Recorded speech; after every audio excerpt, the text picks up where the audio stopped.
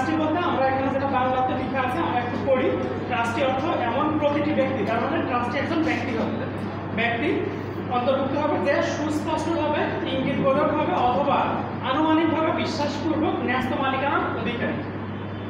বোঝা গেল তিনটা জিনিস, পুরোপুরিভাবে সুস্পষ্টভাবে ইঙ্গিতবোধকভাবে অথবা আনুমানিকভাবে বিশ্বাসপূর্বক ন্যস্ত মালিকানার অধিকারী। বিশ্বাসপূর্বক কেন নিয়ে এসছে?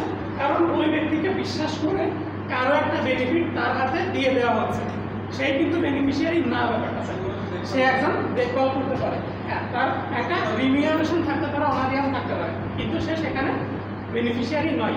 বেনিফিশিয়ারি অন্য কোনো ব্যক্তি হইতে হবে। যেমন আমি একটা ট্রাস্ট করে দিয়ে দিতে পারি এলাকার মানুষের খাবার পানির জন্য একটা, কারণ আগের সময় মানুষ করতো যে আলতা দিঘি আছে না আপনাদের নওগাঁতে, আলতা দিঘি, হ্যাঁ আলতা দিঘি আছে নওগাঁতে, ওটাও এগুলো কেন করা হয়েছিল? যদি ওটা ট্রাস্ট প্রপার্টি না, এটা কেন করা হয়েছিল? ওটা জনগণের কল্যাণার্থে। ওরকম যদি কোনো কিছু থাকে, মসজিদ হতে পারে, মাদ্রাসা হতে পারে, জনসাধারণের প্রয়োজনে হতে পারে, ইউনিভার্সিটি হতে পারে, ইউনিভার্সিটি সব প্রাইভেট ইউনিভার্সিটি ট্রাস্ট প্রপার্টি, সবই ট্রাস্ট প্রপার্টি। এবং আপনারা ভার্সিটির প্রত্যেকটা ভার্সিটির ওয়েবসাইটে ঢুকবেন, দেখবেন একটা অপশন থাকবে BOT, বোর্ড অফ ট্রাস্টি, ঠিক আছে? মানে ওইখানে যারা সদস্যরা আছে তারা হচ্ছে কি ট্রাস্টি, একজন ট্রাস্টি। তাদের কল্যাণের কাজে লাগাবে ব্যাপারটা তা না, তারা এখানে দেখাশোনা করবে, তারা কার্যক্রম পরিচালনা করবে, কিন্তু মূল বেনিফিশিয়ারি কারা? আপনারা।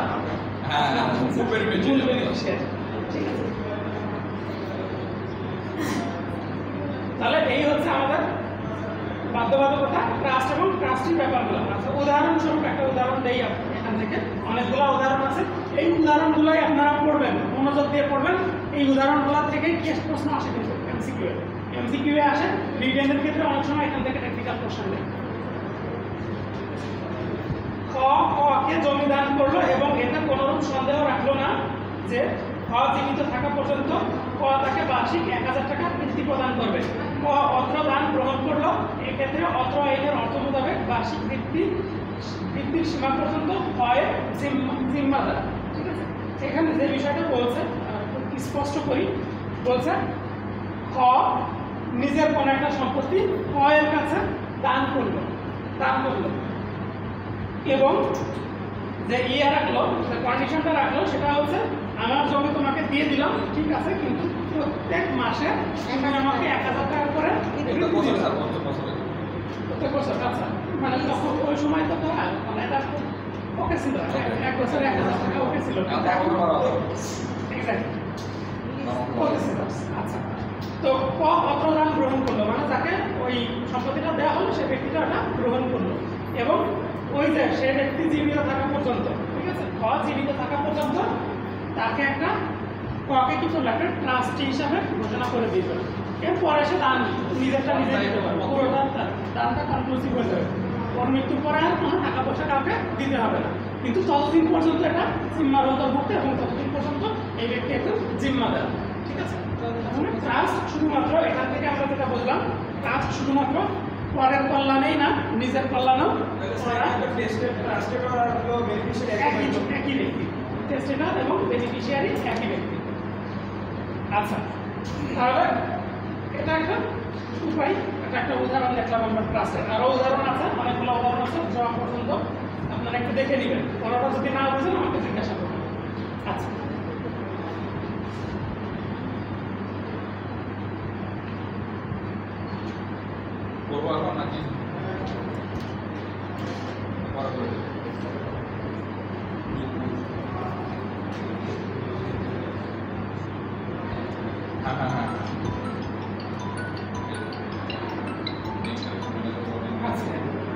এখানে আর একটা ইয়াদেও আছে, সেটেলমেন্টের সংজ্ঞা দেওয়া আছে, খুব বেশি ইম্পর্টেন্ট না, আসে নাও হবে। সেটেলমেন্ট বলতে কি বোঝানো হয়েছে? বলছে এমন কোনো দলিল, সেটেলমেন্ট বলতে এমন কোনো দলিল মানে ডকুমেন্ট, এই দলিল মানে কিন্তু বিক্রয়ের দলিল ব্যাপারটা এমন না, যখন একটা ডকুমেন্ট হতে পারে, যে ডকুমেন্ট কিসের উইলের পরিশিষ্ট নয়, উইলের কোনো দলিল নয়, এরকম যার মাধ্যমে স্থাবর বা অস্থাবর সম্পত্তিতে আনুক্রমিক সত্ত্বের প্রতিসংগ্রহ বা লক্ষ্যের পরিবর্তন করা হয় বা প্রবর্তনের সম্মতি প্রকাশ করা হয়। ব্যাপারটা এমন উইল নয়, উইল বাদে এরকম কোনো একটা দলিল যার মাধ্যমে পরবর্তী বংশধর বা পরবর্তীতে কারা এই সম্পত্তির মালিক হবে, কারা এই সম্পত্তিতে ইন্টারেস্ট হবে, তার একটা লিখিত করা থাকে, লিখিত কিছু থাকে, সেটাকেই বলছে কি সেটেলমেন্ট। ঠিক আছে, তাহলে উইল ব্যতীত অন্য যে কোনো ব্যাপারে এটা কার্যকর সেটেলমেন্টটা হতে পারে। খতিয়ানকেও একটা ডকুমেন্ট হিসেবে ধরা যায়, যেমন সার্ভে খতিয়ানগুলা। সার্ভে খতিয়ান মানে কি, যে ব্যক্তির নাম হলো ওই ব্যক্তি হচ্ছে মালিক এবং দখলকারী, যদি সে খাজনা দেয় ওই মোতাবে সে হচ্ছে মালিক এবং দখলকারী।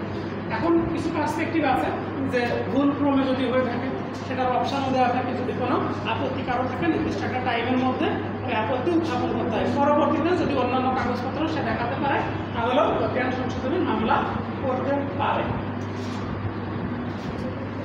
আচ্ছা,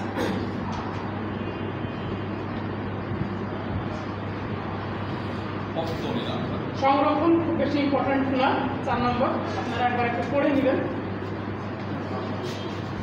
5 নম্বর খুবই ইম্পর্টেন্ট এবং মোস্ট ইম্পর্টেন্ট সেকশন। 5টা আছে এই আইনের সবথেকে বেশি ইম্পর্টেন্ট সেকশন হচ্ছে 5 নম্বর।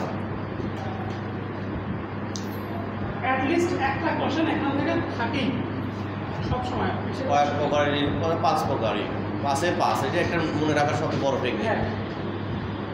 এইখানে যে সাবজেক্ট ম্যাটারটা সেটা হচ্ছে ways of giving specific relief.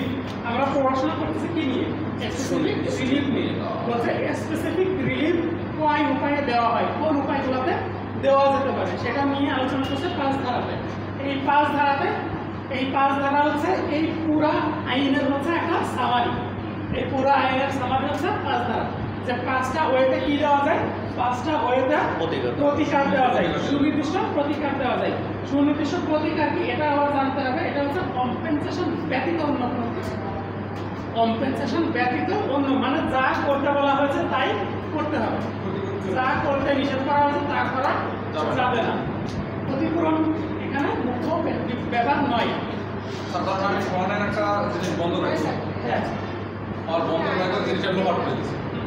এখন তো যা করতে মানে আমার তো গহনা বিরোধ ধরে বন্ধ করে দিয়েছি জিনিস, সেটা চিন্তা পারছি না, তখন বন্ধ ধরে। এটা হচ্ছে, এটাও পড়বো আমরা, আইনের মধ্যেই বলা আছে।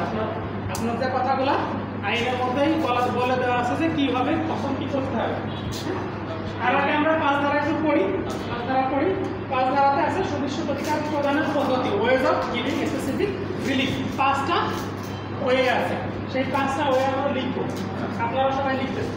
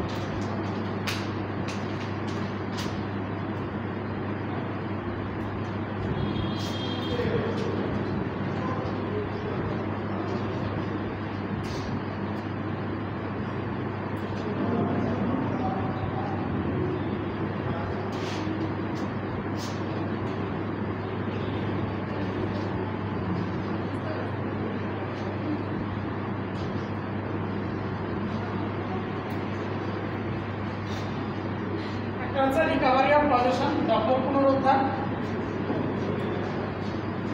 2 নম্বরে হচ্ছে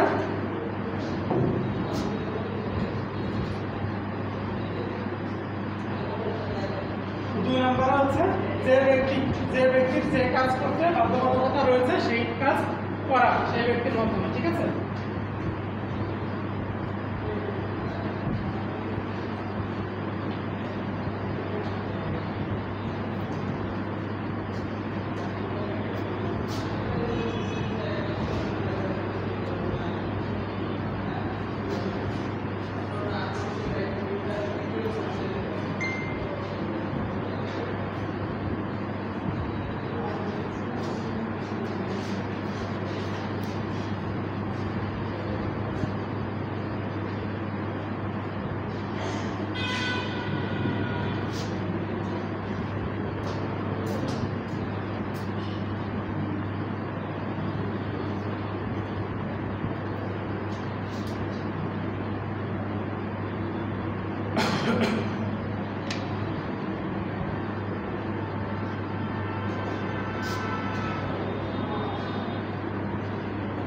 তিন নম্বর হচ্ছে যে কাজ করতে নিষেধ করা হয়েছে সেই কাজ না করার জন্য বাধ্যবাধকতা, ঠিক আছে?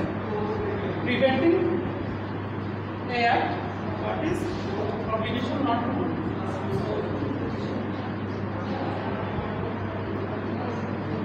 আমরা সংক্ষেপে লিখি প্রিভেন্টিভ রিলিফ, আচ্ছা প্রতি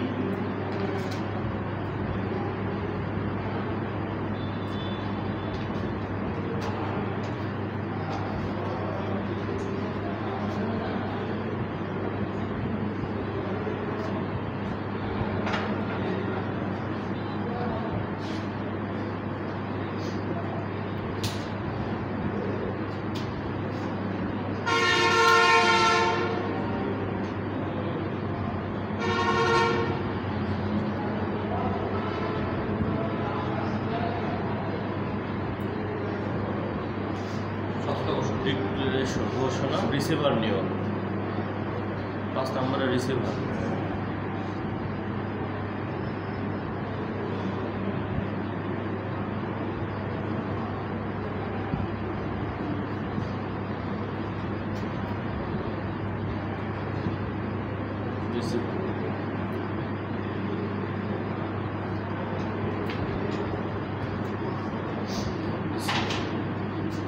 ডিক্লারেশন 44 ধারা 42 ধারা 42 ধারা না স্যার ঘোষণা 44 42 ডিক্লারেশন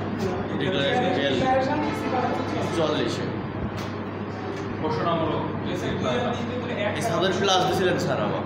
হ্যাঁ একটার অংশ 2 আর 3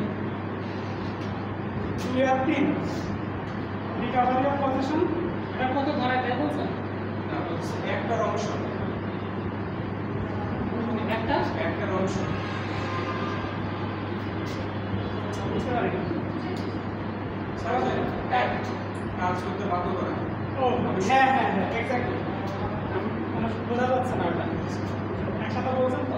এটা হচ্ছে অ্যাক্ট আর একটা আছে অমিশন। যেটা করতে বাধ্য করা আছে সেটা করতে হবে, আর যেটা করতে নিষেধ করা আছে সেটা হচ্ছে অমিশন, সেটা করা যাবে না। একটা আদেশ একটা নিষেধ।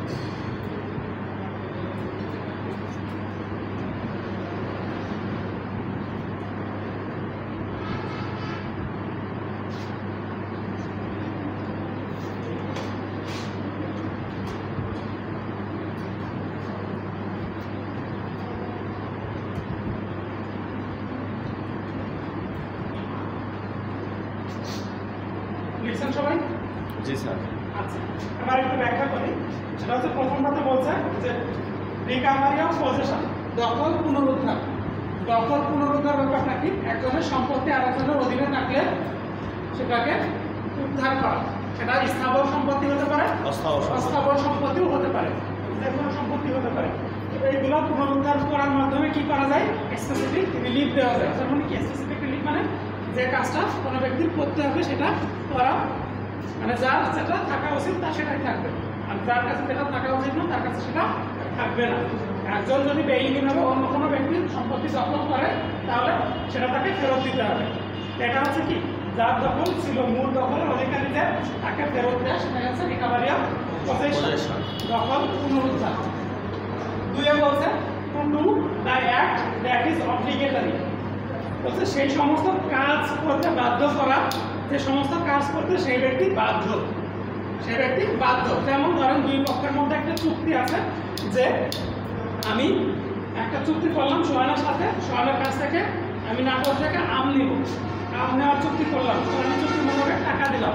এখন সোহানকে আমি এই আম দেওয়ার জন্য কি করতে পারি? বাধ্য করতে পারি, ঠিক আছে? অথবা আমরা ওই যে জমি বিক্রির চুক্তিও বলতে পারি। সম্পত্তি বিক্রির জন্য আমরা একটা এগ্রিমেন্ট করলাম, বায়নানামা করলাম, বায়নাপত্র করলাম, করার পরে সোহান আর আমার সম্পত্তি দিতে পারছে না, তো আমি কোর্টে গিয়ে কি করতে পারি? সম্পত্তিটা সে যাতে আমার কাছে বিক্রি করে তার জন্য তাকে এনফোর্স করতে পারি, আদালতের মাধ্যমে তাকে ফোর্স করতে পারি, ঠিক আছে? বাধ্য করতে পারি। এটাই হচ্ছে to the act that is obligated. আচ্ছা 3 নম্বরে আছে প্রিভেন্টিভ রিলিফ, প্রতিরোধমূলক ব্যবস্থা। এইটার সাথে আপনারা 6 ধারা মিলিয়ে পড়বেন। 6 ধারাতে দেখেন লেখা আছে প্রিভেন্টিভ রিলিফ বলতে কি বোঝায়। প্রিভেন্টিভ রিলিফের সংজ্ঞা দেওয়া আছে 6 ধারায়, বলেছি না? এই আইনে যদি সংজ্ঞার কথা বলে শুধু 3 ধারাই কভার করবে না, 3 ধারার বাইরে গিয়ে অনেক জায়গায় সংজ্ঞা আছে। তার মধ্যে একটা হচ্ছে 6 ধারা। 6 ধারাতে প্রিভেন্টিভ রিলিফের সংজ্ঞা দেওয়া আছে। এখানে বলা আছে specific relief granted under clause C of section 5, under clause C of section 5। 3-এর 5-এর ক উপধারায়, 5-এর ক উপধারায় যে রিলিফের কথা বলা হয়েছে সেটাই হচ্ছে প্রিভেন্টিভ রিলিফ। তাহলে কোনটার কথা বলা হয়েছে? এখানে বলা হয়েছে যে ব্যক্তির কোনো কাজ করা উচিত নয় সে ব্যক্তিকে ওই কাজ না করার যে বাধ্যবাধকতা সেটাই হচ্ছে প্রিভেন্টিভ রিলিফ। এখন প্রশ্ন হচ্ছে প্রিভেন্টিভ রিলিফ কিভাবে দেওয়া হয়? আপনারা দেখবেন সেকশন 52-তে বলা আছে প্রিভেন্টিভ রিলিফ কিভাবে দেওয়া যাবে। টেম্পোরারি অথবা পারপিচুয়াল ইনজাংশনের মাধ্যমে কি দেওয়া যাবে? প্রিভেন্টিভ রিলিফ দেওয়া যাবে। ঠিক আছে, মানে যে কাজ যে ব্যক্তির করা উচিত নয় তাকে সেই কাজ হতে বিরত রাখা, যে ব্যাপারটা সেটাই হচ্ছে প্রিভেন্টিভ রিলিফ। সোহানের উচিত নয় এই সম্পত্তিতে আসা, সে যদি আমার নামের সম্পত্তি, আমার দখলের সম্পত্তিতে সে যদি আসতে চাই তাহলে তাকে আমি ইনজাংশন দিয়ে কি করতে পারি? এই সম্পত্তি থেকে বাড়িতে করতে পারি, প্রতিরোধ করতে পারি। এই সম্পত্তিতে সে আসতে পারবে না। এটা কখন? যখন ও আমার দখলে আছে, আমার মালিকানাইও আছে, এমন সময় ও যদি হুমকি দেয় বা কোনোভাবে মালিকানা দাবি করে, আমি 2টা জিনিস করতে পারি। একটা হচ্ছে ইনজাংশন চাইতে পারি, পারপিচুয়াল ইনজাংশন, আর একটা হচ্ছে কি, আর একটা হচ্ছে ডিক্লারেশন চাইতে পারি। ওর এই সম্পত্তিতে কোনো মালিকানা নাই এই মর্মে ডিক্লারেশন চাইতে পারি। ঠিক আছে, তাহলে একসাথে আমি ডিক্লারেশন এবং ইনজাংশন করতে পারি একসাথে। আবার শুধু ডিক্লারেশনও করতে পারি, বা শুধু ডিক্লারেশন এখানে কাজ হবে না, এখানে আমাকে কি করতে হবে? ইনজাংশন চাইতে হবে। ঠিক আছে, এটা স্থায়ী, এইটার ক্ষেত্রে স্থায়ী। আর অস্থায়ী চাইবো কখন? যখন দুজনের মধ্যে ঝামেলা হচ্ছে, অন্য কোনো ইস্যু নিয়ে মামলা হয়েছে, তখন দখল বেদখল বা হচ্ছে কোনো সম্পত্তি খাওয়া না খাওয়ার ব্যাপার আসবে, সেই সময় টেম্পোরারি ইনজাংশনের ব্যাপারটা আসবে। তো তখন ওইখানে আমরা যখন যাবো তখন আরও ডিটেলস পড়বো এটা নিয়ে। আপাতত জেনে রাখি 52 ধারায় বলা হয়েছে পারপিচুয়াল বা টেম্পোরারি ইনজাংশনের মাধ্যমে প্রিভেন্টিভ রিলিফ দেওয়া যায়। কোনো ব্যক্তিকে কোনো কাজ হতে বিরত করা যায় কিসের মাধ্যমে? প্রিভেন্টিভ রিলিফের মাধ্যমে, যেটা আমরা ইনজাংশন হিসেবে দেখি সাধারণত। আচ্ছা, 4 নম্বরে বলছে ডিক্লারেশন। ডিক্লারেশন একটু আগে বললাম, ডিক্লারেশন বলতে কোনো বিষয় সম্পর্কে আদালতের ঘোষণা। সেটা যে কোনো বিষয় হতে পারে, পদ পদবি নিয়েও হতে পারে, সম্পত্তি রিলেটেড ব্যাপারও হইতে পারে। যে কোনো সম্পত্তিতে যদি কারোর শব্দ বা দখল কে যদি অস্বীকার করে তাহলে সেই ব্যক্তি কি করতে পারে? আদালতের কাছে একটা আর্জি করতে পারে, মোকদ্দমা করতে পারে। কিসের জন্য? ওই সম্পত্তিতে তার সত্ত্ব ঘোষণার জন্য বা দখল ঘোষণার জন্য। যে কোনো টাইপের সত্ত্ব কিন্তু ঘোষণা হতে পারে, যে কোনো টাইপের ইন্টারেস্ট ঘোষণা করা যেতে পারে। আবার পদ পদবি নিয়ে কীভাবে? আমি এই ইউনিভার্সিটির একজন লেকচারার, আপনারা কেউ আমাকে লেকচারার হিসেবে মানতেছেন না। হ্যাঁ, আপনারা আমার মানহানি করতেছেন বা অন্য কোনোভাবে আমাকে হুমকি দিচ্ছেন। তো আমি আমার পদ পদবি বাঁচানোর স্বার্থে আমি একটা ডিক্লারেশন চাইতে পারি কোর্টের কাছে, যে আমার সমস্ত কাগজপত্র দিয়ে একটা আর্জি করলাম যে এই হলো আমার কাগজপত্র, অমুক ব্যক্তি আমাকে লেকচারার হিসাবে মানতেছে না, তো আমাকে ঘোষণা করা হোক ওই ইউনিভার্সিটির লেকচারার হিসাবে। ঠিক আছে, তাহলে এই ঘোষণাটা দেওয়ার মাধ্যমে আমার পদ পদবি কী হচ্ছে? পদ পদবি যেটা থাকতেছে আমার, সেই পদ পদবি স্বীকৃত থাকতেছে, আদালত দ্বারা স্বীকৃত হচ্ছে, আদালত দ্বারা ঘোষিত হচ্ছে। এটা শুধু লেকচারার পদ, ব্যাপারটা এরকম নয়। এরকমও হতে পারে ঘোষণার ক্ষেত্রে যে কোনো একজন ব্যক্তির অভিভাবক হিসাবে আমি আছি, আমি যে তার লিগ্যাল গার্ডিয়ান, সেটা ঘোষণাও একটা ঘোষণা।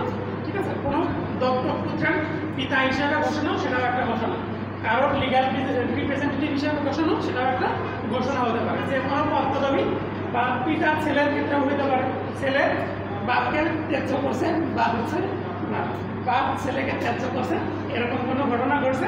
এখন ছেলে এসে বলছে যে ওই ব্যক্তি যে আমার বাবা, এটা বলতে আমাকে ঘোষণা দেওয়া হবে। ঠিক আছে, এরকম ঘোষণা দেওয়ার আইন আছে, একসময় আইন ছিল, কিন্তু এটা একটা মানে খারাপ দিক আর কি। ওই আর মুখেই বলে যে আমি তোকে তেজ্য করলাম যা বাড়াচ্ছেন বাড়া। বাংলা সিনেমা চেঞ্জ করে বাংলা সিনেমাতে এগুলো বেশি ঘটে, সিনেমা সিনেমা নাম কি? অনেক সিনেমায় আছে। আচ্ছা এটা ঘোষণা হইতে পারে, তাহলে কয়টা ম্যাটারে ঘোষণা হইতে পারে? কয়টা ম্যাটারে ঘোষণা হইতে পারে? দুইটা ম্যাটার, একটা হচ্ছে সম্পত্তি আর একটা হচ্ছে পদ পদবি, ঠিক আছে? একটা হচ্ছে পজিশন আর একটা হচ্ছে প্রপার্টি। আচ্ছা রিসিভার নিয়ম হ্যাঁ দুইটা, একটা হচ্ছে পদ পদবি, পদ বা পদবি, আরে সম্পত্তি আর একটা হচ্ছে সম্পত্তি। এটা বলা আছে 42 ধারা আর রিসিভার হচ্ছে 44 ধারা। অ্যাপয়েন্টমেন্ট অফ রিসিভার, রিসিভার নিয়োগ, এটা হচ্ছে আর একটা প্রতিকার। কীরকম? কোনো একটা প্রপার্টি নিয়ে যদি ঝামেলা হয়, ওই প্রপার্টির সঠিক অরিজিনাল যে মালিক বা অরিজিনাল যে দেখাশোনা করে ওই ব্যক্তিকে কোনোভাবে চার্জ করা হলে ওই ব্যক্তি না থাকলে, অথবা অন্য কোনোভাবে যদি ধরেন দুজনেরই ঝামেলা আছে, কে হবে মালিক, কে হবে সেটা নির্ধারণ করা যাচ্ছে না, ইন্টারিম টাইমের জন্য অন্তর্বর্তীকালীন সময়ের জন্য একজন ব্যক্তিকে ওই সম্পত্তি দেখাশোনার দায়িত্ব দেওয়া হয়। সেই ব্যক্তির নাম হচ্ছে রিসিভার, ঠিক আছে? সাধারণত মামলা চলাকালীন কোনো সম্পত্তির ক্ষেত্রে এরকম করা হয়। তাছাড়াও বর্তমান সময়ে বেক্সিমকো কোম্পানি আছে না? বেক্সিমকো কোম্পানিকে রিসিভার জন্য সম্ভবত দিয়েছিল, এখন দিয়েছে কিনা জানি না, এরকম একটা শুনতেছিলাম। কোম্পানিটা শেষ হয়ে গেল। শেষ হওয়ার কি আছে? কোম্পানি ওনার নিজের না, তো কোনো মানুষ আর কোম্পানি ডিফারেন্ট পারসন। মানুষ মারা যেতে পারে, কোম্পানি না না ইয়াগুলো সব চলে সালমান সালমান সাহেব মারা যেতে পারে, দরবেশ। কোনো অসুবিধা নেই। দরবেশ বাবা। যাই হোক, দরবেশ মজার ব্যাপার হলো গভর্নমেন্টের কিন্তু বেক্সিমকো গ্রুপে মাত্র হচ্ছে 16% শেয়ার। এটাই হচ্ছে ব্যাপার, যে এইখানে সে একজন শেয়ার হোল্ডার, আর কিছু নাই। কিছুই না, কিন্তু সেখানে ওরা সব বেনিফিশিয়ারি ভোগ করে। শেয়ার হোল্ডার ছাড়া আর কিছুই না। ডিসি সহ পাবো কিন্তু সব ওই যে আইনের স্বার্থপর বলিয়ে বিভিন্ন ধরনের যে ইয়াগুলো পাওয়া যায়, নীতিগুলো পাওয়া যায়। হ্যাঁ, আচ্ছা, এটা নিয়ে একটা গল্প আছে, আপনাদেরকে বলবো একদিন, বেশ বড় একটা গল্প। আমি সংক্ষেপে অল্প একটু বলি, লাইভ টেলিকাস্ট চলছে। অসুবিধা নেই, এরকম কোনো গল্প না। ব্যাপারটা এরকম হয় যে ধরেন আমি একটা কোম্পানি খুললাম, আমি কোম্পানি খোলার পরে কি হচ্ছে, একটা আমি নির্দিষ্ট পরিমাণ টাকা ইনভেস্ট করলাম, ইনভেস্ট করে এরপরে আমি ওই কোম্পানিতে যেহেতু আমার একটা ইনভেস্টমেন্ট আছে, স্বাভাবিকভাবে আমার একটা পদ থাকবে। সেটা কি হতে পারে? এটা চেয়ারম্যানের পদ হইতে পারে, এটা এমডির পদ হইতে পারে, কোনো কিছু একটা হতে পারে।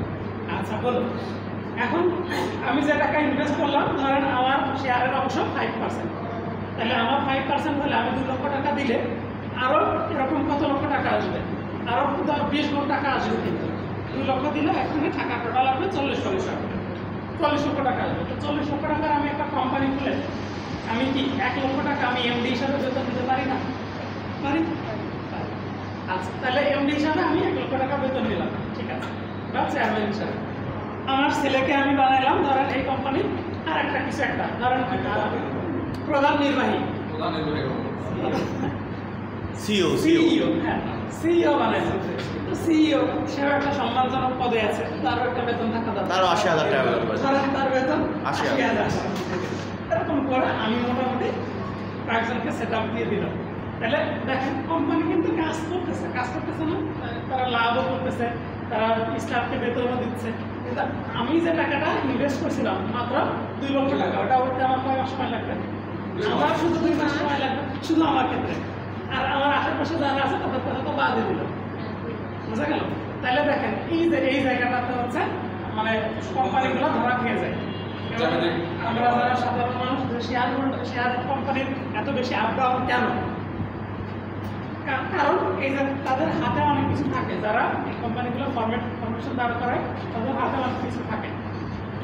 প্রথম দেখা যাচ্ছে কোম্পানি শেয়ার খুব দিচ্ছে, 1 টাকায় দেখা যাচ্ছে 5 টাকা লাভ, 1 টাকায় 5 টাকা লাভ, এরকম হচ্ছে।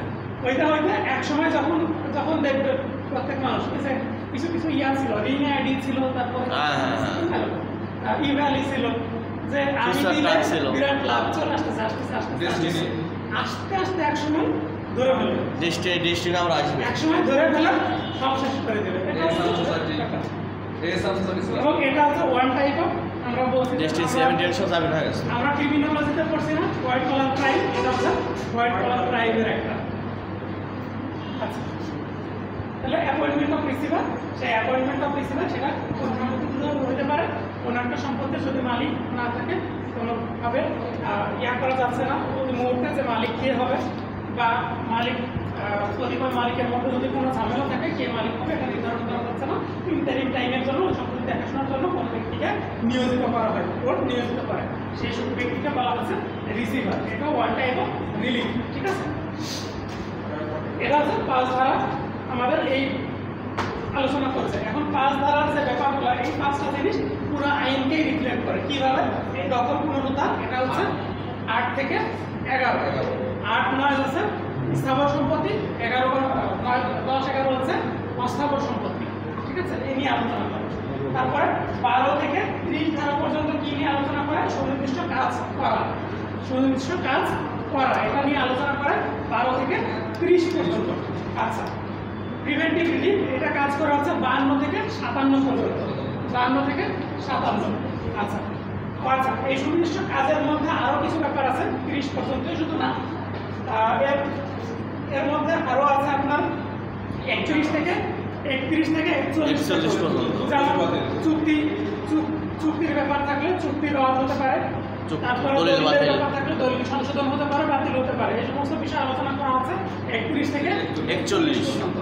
আচ্ছা, এই ডিক্লারেশন আছে 42, আর এটা আছে 44, যেটা আছে ডিক্লারেশন 44 আছে অ্যাপয়েন্টমেন্ট অফ রিসিভার। তাহলে মোটামুটি পুরো আইনটা এই 5 ধারা কিন্তু 45, 46, 47, 48 বাতিল হয়ে গেছে, বাতিল 45 থেকে 51 আছে বাতিল, বাকিগুলো করে দিবে, ওটা পড়তে হবে,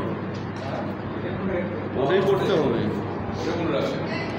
ঠিক আছে, তাহলে আমাদের যে যতটুকু বোঝার বিষয়, এই 5 ধারার মধ্যে পুরো আইনটাকে আমরা সমাধি করতে পারছি। ঠিক আছে, এরপরে আমরা আরো কিছু বিস্তারিত জিনিস করবো আজকে, আর সেটা না যে এই 5 ধরনের ওয়ে, 5টা ওয়ে আবার দেওয়া যায় 8টা প্রতিকারের মাধ্যমে। ওই যে বললাম যে চুক্তি বাতিল, চুক্তি রদ, এগুলো আলাদা আলাদা প্রতিকার আছে। হ্যাঁ, এই ওয়ের মধ্যে হ্যাঁ 8টা কি? 8টা হচ্ছে এই 5টা হচ্ছে উপায়, 5টা উপায়, 5 উপায়ে 8 ধরনের প্রতিকার দেওয়া যায় বা 8টা প্রতিকার দেওয়া যায়। 5 উপায়ে 8টা প্রতিকার দেওয়া যায়। সেই 8টা প্রতিকার কি কি? 1 নম্বর হচ্ছে দখল পুনরুদ্ধার, 2 নম্বরে হচ্ছে সুনির্দিষ্ট কাজ প্রতিপালন, চুক্তি সুনির্দিষ্ট বাস্তবায়ন, তারপর হচ্ছে চুক্তি সংশোধন 31 ধারাতে আছে 31 থেকে 34, 35 এ আছে চুক্তি তো না দলিল, 34 থেকে আছে 34 চুক্তি দলিল সংশোধন, তারপর আছে আপনার 35 থেকে 38 পর্যন্ত, 35 থেকে 38 দলিল সংশোধন, চুক্তি রদ, ডিসিশন অফ কন্ট্রাক্ট। মাঝে মনে রাখবেন মাঝখানে একটা চুক্তি, আগে পিছে হচ্ছে দলিল, আর 39 থেকে 41 দলিল বাতিল। ঠিক আছে, তাহলে কয়টা হলো?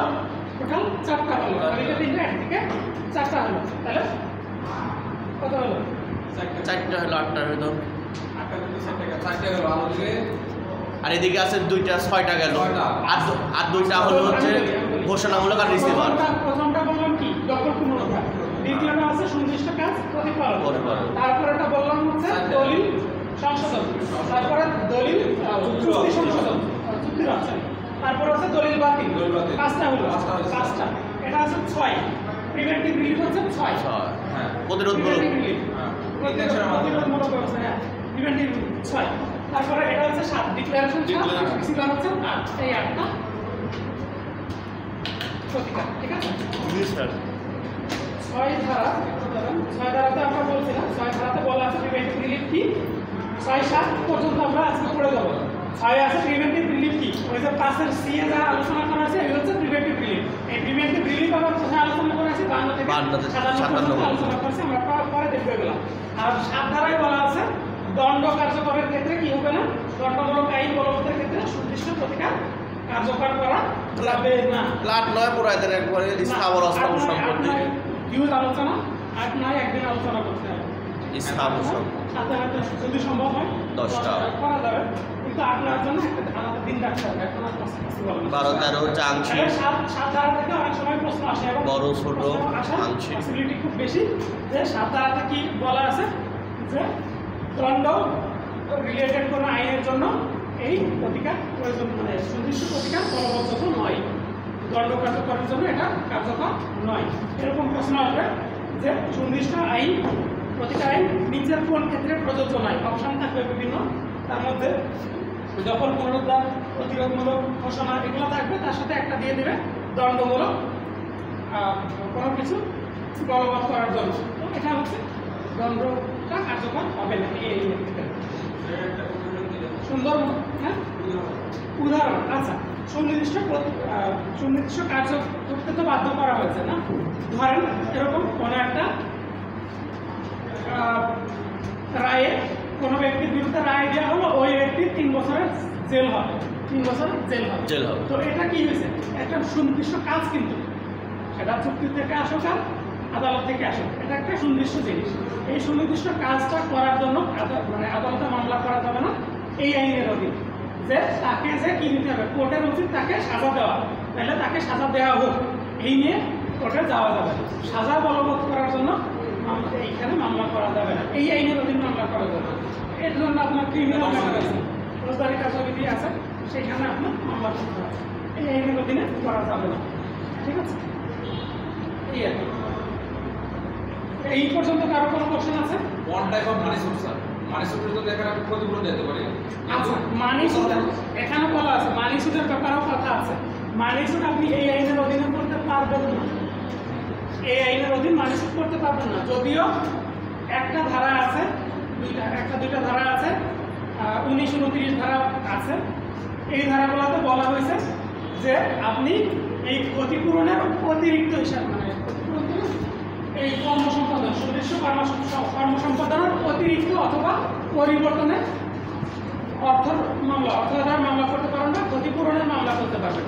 বুঝলেন কি হিসাবে 19-এ বলা আছে যে এই যে কাজগুলো দেওয়া আছে এর অতিরিক্ত হিসাবে এগুলা পরিবর্তে, দুইটা, এর অতিরিক্ত অথবা এটা পরিবর্তে আপনি কি করতে পারবেন, ক্ষতিপূরণের মামলা করতে পারবেন, এটা বলা আছে। কিন্তু এইটুকুই বলা আছে, কিন্তু আপনি কোন প্রক্রিয়ায় করবেন কোনো কিছু এখানে বলা নেই।